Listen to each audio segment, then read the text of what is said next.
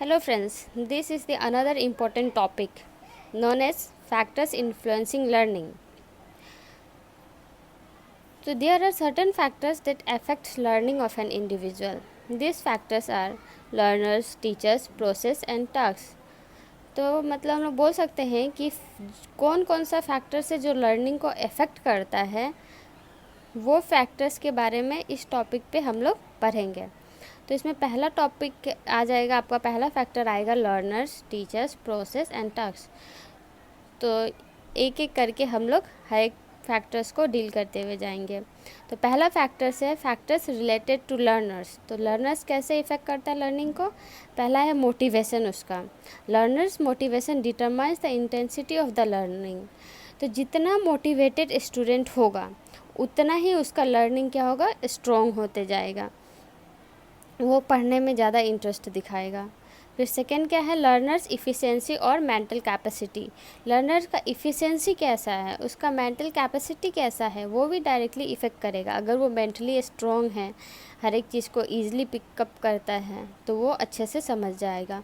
फिर learner interest and aptitude towards the subject. Learner का interest कैसा है उस सब्जेक्ट को लेके, उसका एबिलिटी कैसा है उसके टूवर्ड्स। अगर कोई सब्जेक्ट है जैसे साइंस हो गया, किसी स्टूडेंट को बहुत अच्छा लगता है तो वो साइंस सब्जेक्ट में इंटरेस्टली सुनेगा, कुछ भी पढ़ाया जाएगा तो ध्यान से सुनेगा और समझेगा, क्वेश्चन भी रेज करेगा। फोर्थ हो गया learners general health and mental health. Learners का हेल्थ कैसा है, उसका physical and mental both health are required.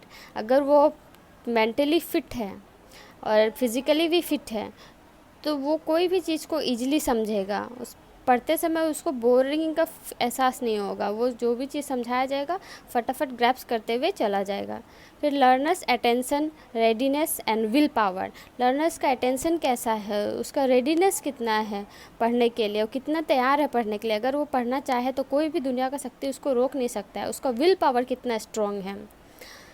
फिर फोर्थ, फिफ्थ, सिक्स में आइए आप लोग, क्या है इंटेलिजेंस। बच्चा का आईक्यू लेवल क्या है, वो कितना इंटेलिजेंट है, वो भी डायरेक्ट इफेक्ट करेगा। फिर उसका मैच्योरेशन कैसा है, उसका मैच्योरिटी लेवल किस टाइप का है, उस एज, जिस एज में वो है उस लेवल का उसका मैच्योरेशन है कि नहीं, वो भी डायरेक्टली इफेक्ट करेगा।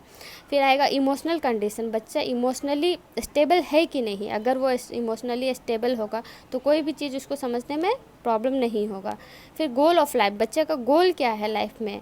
अगर उसका गोल सेट होगा कि हाँ मुझे ये करना है, तो वो किसी भी चीज़ को सही तरीके से सुनेगा, करेगा। फिर level of aspiration and achievement motivation. उसका लेवल कैसा है एस्पिरेशन और अचीवमेंट को लेके। अगर हाईली मोटिवेटेड होगा, हाईली चाहेगा कि हाँ हमको वो चीज़ अचीव करना है, तो वो इस चीज़ को करके रहेगा। फिर basic potential of the learner. Learner का बेसिक पोटेंशियल कैसा है, वो किसी भी चीज़ को कैसे कैच करता है, ये भी डायरेक्टली डिपेंड करता है। फिर सेकेंड फैक्टर्स हम लोग का आ जाता है फैक्टर्स रिलेटेड टू टीचर। तो इसमें टीचर्स का भी लर्निंग में बहुत बड़ा रोल प्ले होता है कि टीचर्स कैसे पढ़ाते हैं, वो डायरेक्टली लर्निंग को इफेक्ट करेगा। तो पहला क्या है आपका, teachers command over the subject. Teacher का किसी भी सब्जेक्ट पे कैसा कमांड है, अगर टीचर का कमांड सब्जेक्ट पे अच्छा रहेगा तो स्टूडेंट को अच्छे से समझा सकते हैं।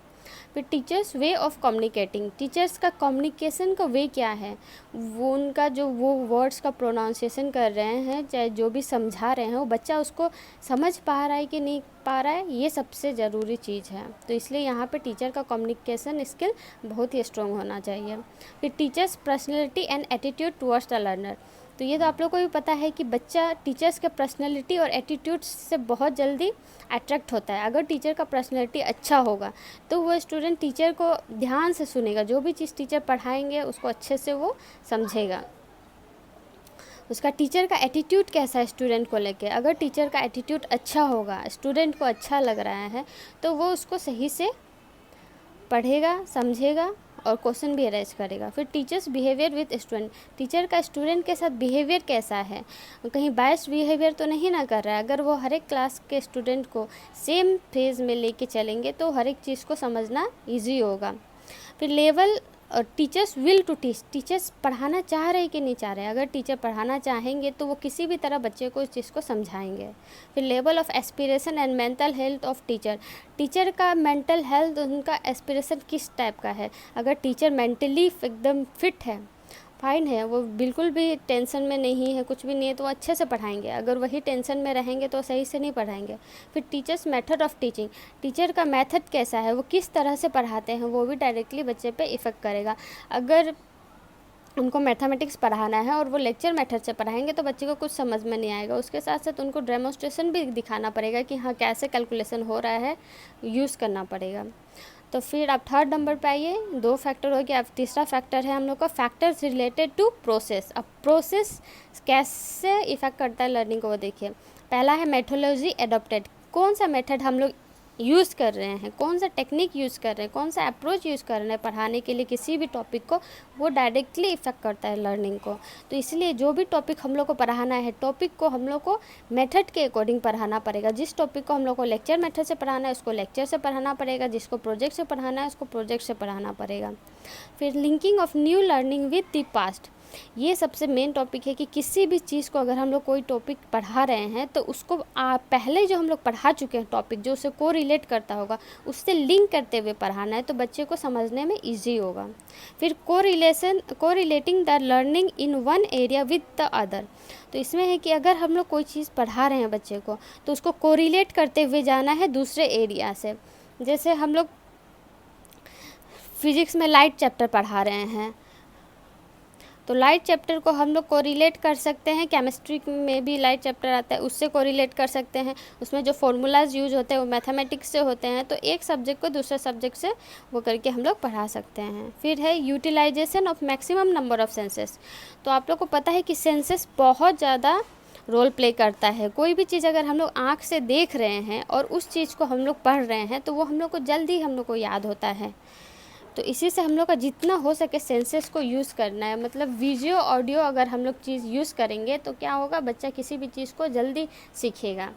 जैसे हम लोग बोल सकते हैं कि senses are said to be the gateways of knowledge and consequently the result in teaching learning are very much influenced by the nature and type of utilization of one senses for the acquaintance of learning experiences। तो ये तो मैंने discuss कर ही दिया। अब next आइए provision of drill work, revision and practices. अब कैसा रिवीजन करवाया जा रहा है, बच्चे को कितना ड्रिल वर्क दिया जा रहा है, कितना प्रैक्टिस किया जा रहा है, ये भी लर्निंग को इफेक्ट करेगा। Review and practices always bring good result in achievement of student learning. अगर हम लोग बच्चे को रिव्यू करवाएंगे, प्रैक्टिस करवाएंगे तो क्या होगा, उसका अचीवमेंट कैसा होगा, बहुत ही अच्छा होगा, उसका रिजल्ट बहुत अच्छा आ जाएगा। जितना हम लोग बच्चे को ड्रिल वर्क देंगे, रिविज़न करवाएंगे, प्रैक्टिस करवाएंगे, उतना ही ज़्यादा गुड यील्ड हम लोग को मिलेगा, उतना ही अच्छा रिजल्ट मिलेगा। तो और इसलिए हम लोग को क्या करना चाहिए, गुड प्रॉपर हम लोग को रिवीजन, प्रैक्टिस, ड्रिल वर्क बच्चों से करवाना चाहिए। फिर लास्ट आप लोगों का क्या है, provision of proper feedback and reinforcement. इसमें है कि जैसे टीचर पढ़ा दे किसी भी चीज़ को तो पढ़ाने के बाद उसका प्रॉपर एक फीडबैक लेना पड़ेगा बच्चों से, जैसे कि उनको कहाँ समझ में नहीं आया, क्या दिक्कत हुआ, तो उसके बाद उसको लेने के बाद उनको फिर रीइंफोर्समेंट भी देना पड़ेगा, मतलब उनको समझाना पड़ेगा कि हाँ ये चीज़ ऐसे होता है, ऐसे आप समझिए। फिर लास्ट क्या है, selection of suitable learning methods and material. तो इसमें कि हम लोग को सिचुएटेबल लर्निंग मेथड भी यूज़ करना पड़ेगा प्लस मटेरियल भी यूज़ करना पड़ेगा। अगर किसी चीज़ को हम लोग को दिखाना है, जैसे पार्ट्स ऑफ फ्लावर दिखाना है, तो उसके लिए हम लोग को TLM का भी यूज़ करना पड़ेगा। TLM को यूज़ करते हुए हम लोग बच्चे को समझाएंगे तो वो ईज़िली समझ जाएगा। फिर लास्ट हम लोग का है factors related to subject matter. अब सब्जेक्ट मैटर कैसा होना चाहिए, अगर subject matter, nature of subject matter कैसा होना चाहिए, सब्जेक्ट मैटर कैसा होना चाहिए, इजी एंड इफेक्टिव होना चाहिए। अगर हम जो सब्जेक्ट मैटर ले रहे हैं वो इजी और इफेक्टिव हो तो क्या होगा, बच्चे को जल्दी समझ में आएगा।